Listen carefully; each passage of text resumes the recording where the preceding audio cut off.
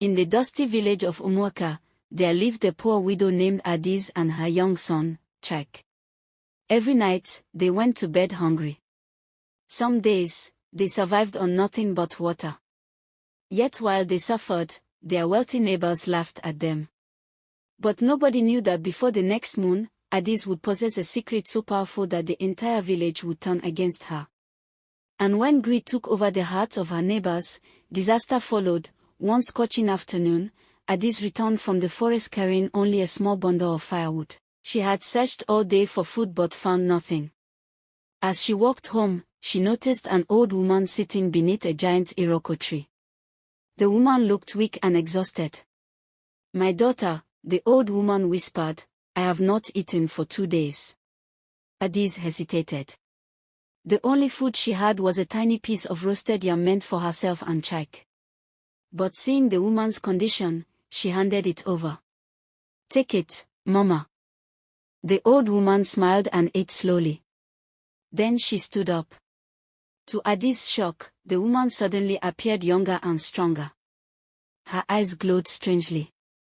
"You have a kind heart," she said. From behind the tree, she brought out an old wooden mortar. It looked ordinary. "Take this mortar home. Place it in your hut and say, 'Mortar of blessing, feed my family.'" Before Adiz could ask another question, the woman vanished. Vanished. As though she had never been there. That evening, Adiz did exactly as instructed. "Mortar of blessing, feed my family." Suddenly, thump, a bowl of steaming jollof rice appeared. Thump. A pot of rich soup appeared. Thump. Pieces of roasted meat appeared. Adiz screamed. Chak nearly fainted. The magical mortar kept producing food until their tiny hut was filled with delicious meals. For the first time in years, they ate until they were satisfied. Weeks passed. Adiz no longer worried about hunger. She even shared food with poor villagers. Soon everyone began asking questions. How is the widow suddenly feeding people? Where is all this food coming from? The most curious person was Momankem, a wealthy but greedy woman who could never stand seeing others prosper. One night, she secretly peeped through Adiz's window. What she saw nearly stopped her heart. The magical mortar. As soon as Adiz spoke the words, food appeared. Momankem's eyes widened. She wanted the mortar for herself. The next night, while Adiz slept, Momankem sneaked into the hut and stole the mortar. She carried it home and locked herself inside. Then she laughed. "Now all the blessings belong to me." She placed the mortar on the floor. "Mortar of blessing, feed my family." Nothing happened. She tried again. Still nothing. Frustrated, she shouted the words repeatedly. Suddenly, thump. Food appeared. Then more food.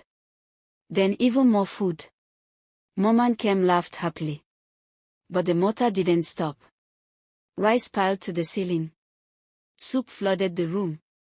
Yams rolled everywhere. Fish, meat, and vegetables burst out endlessly. "Stop," she screamed. The mortar ignored her. Food poured through the windows. It spilled into the streets.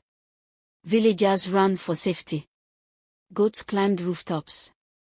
Children screamed and laughed.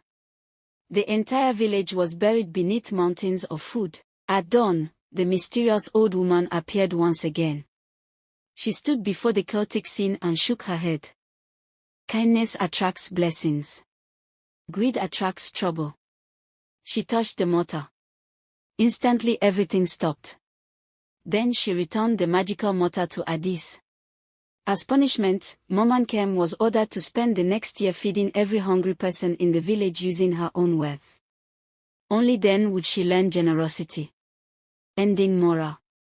From that day forward, the people of Umwaka remembered an important lesson: blessings given through kindness can never be stolen through greed.